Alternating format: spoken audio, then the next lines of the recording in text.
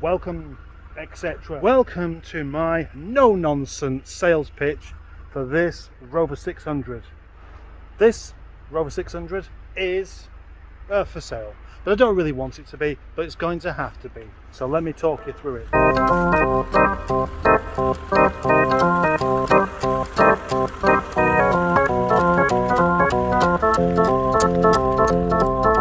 Strictly speaking, a two-owner car because my name's on the V5. Before that, it was the same gentleman since new. 39,000 miles. Never broken down, never given the old boy a bit of trouble. Always been serviced, always been looked after. Unfortunately, he probably didn't know how to park too well. So, as they say, 39,000 miles for a Honda engine, driven by an old man with an automatic gearbox, has not really started its life, has it? And when I say 39,000 miles, what I actually mean is 38,900 miles. And here is the engine, as you can hear, ticking over very, very smoothly indeed. The oil is clean, the coolant is clean, the engine bay could do with a spruce up. As that's up to temperature there, as you can see, we can give the throttle a little blip and you can hear that is incredibly smooth. You knew it was going to be anyway, didn't you? Because this is a 2-litre F-Series Honda engine, which, I hate to use the term, but bomb-proof. If you want to know why I hate to, I'm not even going to explain it. Now, remember that this was an old man's car, so there are a couple of rough edges on it here and there. Let's count them.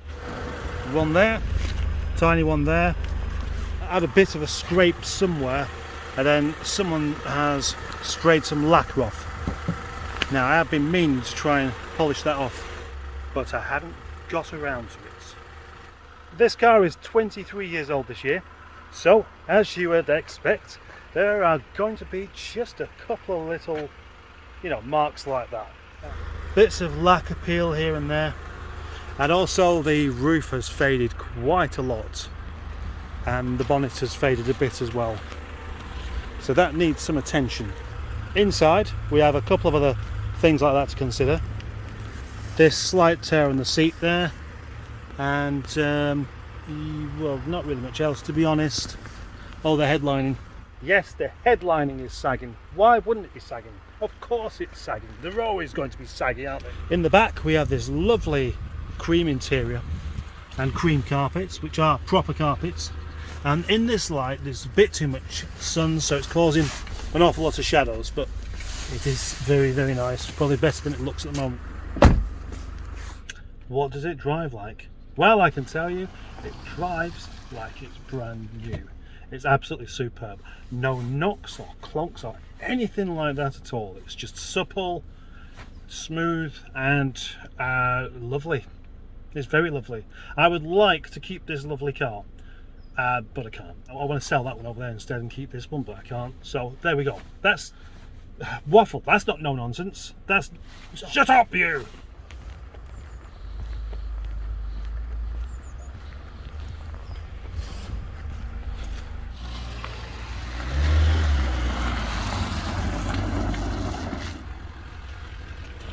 So you see, a thoroughly lovely car. This car has to go to someone who's going to appreciate it. So it's not going too cheaply. So, the Rover 600 SLI automatic. 39,000 miles, 2 owners, loads and loads of MOT. What's it worth? Well, I'll tell you. Or you could tell me, but I might just disagree with you. Price for this car is £1,050. If you want it for a bit less, ask, but don't be too surprised if you don't get such a favourable answer. You can try buttering me up with beer or anything else like that, but there's going to have to be some rather good beer for me to knock much off of this car. I want a decent price for this car because I don't want it going into the wrong hands. It's as simple as that. There are 4 people who can have a decent discount on this car, but I'm not going to tell you who they are. And the chances are they don't know who they are either. I hear all of the car excuses and I'm not really interested in any of them. I don't care if you just need a car for a stopgap, or, well, it needs all this and that or what have you. Yeah, I know, but that's not relevant. I don't care if you can't afford it. I don't really want to sell it, but I've got to because I can't afford not to. I don't care if you're Cliff Richard. It's still not going down. It's a lovely car, and it's worth the money. And if you don't think so, then why are you watching this video?